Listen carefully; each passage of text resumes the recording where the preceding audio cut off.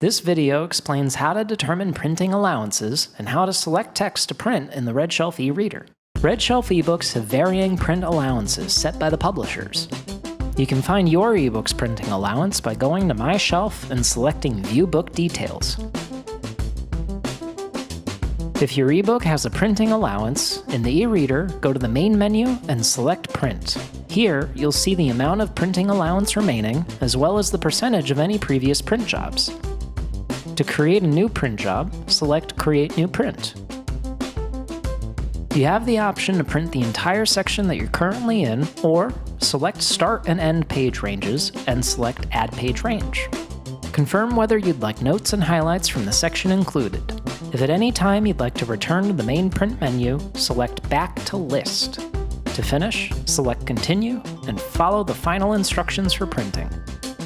It's important to note that if you print any material from the ebook, you won't be able to receive a refund. You can view previous print jobs in the print section, as well as reprint any jobs. Reprints will not affect your remaining print allowance. For additional videos, resources, and FAQs on the RedShelf e-reader, visit redshelf.zendesk.com.